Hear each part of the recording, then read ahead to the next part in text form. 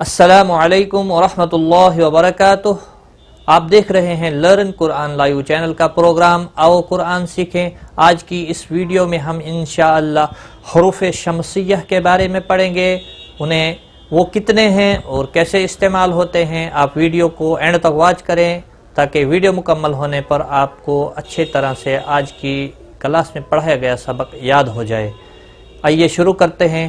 اعوذ باللہ من الشیطان الرجیم، بسم اللہ الرحمن الرحیم۔ پہلی ویڈیو میں ہم حروف قمری کے بارے میں پڑھا تھا۔ حروف قمری بھی 14 ہے اور ان کا مجموعہ ہے حق کا خوف عجب غم ہے۔ ال کے بعد جب بھی حروف قمری میں سے کوئی حرف آتا ہے تو ال پڑھا جاتا ہے، ال کا لام پڑھا جاتا ہے، اور حروف شمسی میں ال کا لام نہیں پڑھا جاتا ہے۔ دیکھتے ہیں، جاننا چاہے کہ حروف شمسی بھی 14 ہیں۔ تا، سا، دال، ذال، را، ز، سین، شین، صاد، ضاد، طا، ظا، لام، نون، جن کا مجموعہ ستزید، ظل، نظر، صشت، سزن ہوگا۔ حروف شمسی کا قاعدہ، الف لام اگر حروف شمسی کے شروع میں ہوں تو الف اور لام کو نہ پڑھیں گے بلکہ بعد والے حروف سے ملا کر پڑھیں گے، جیسے والشمسی میں اس کو ادغام شمسی کہتے ہیں، اس قاعدے کو ادغام شمسی کہتے ہیں۔ آئیے اس کی مشق کرتے ہیں۔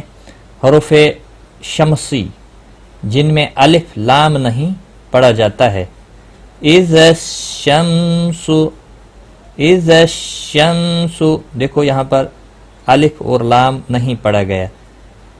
کان الناس، یہاں پر بھی الف اور لام نہیں پڑھا گیا۔ یقول الرسول، یہاں پر بھی الف اور لام نہیں پڑھا گیا۔ وہ کیوں نہیں پڑھا گیا؟ کیونکہ آگے را آیا ہے، را حروف شمسی میں سے ہے، اس لیے الف اور لام کو نہیں، لام ال کا لام نہیں پڑھا جائے گا۔ اقیموا الصلاۃ، اقیمس، یہاں پر بھی ال کا لام نہیں پڑھا جائے گا کیونکہ آگے صاد آیا ہے، حروف شمسی میں سے ہے، اس لیے نہیں پڑھا جائے گا۔ اگر حروف قمری کا کوئی حرف یہاں پر ہوتا تو ال کا لام پڑھا جاتا۔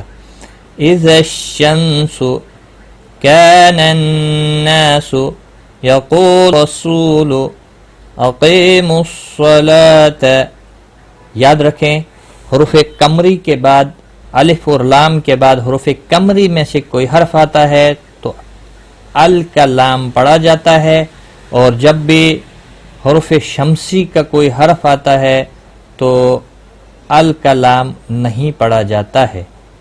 تو آج کی اس ویڈیو میں بس اتنا ہی۔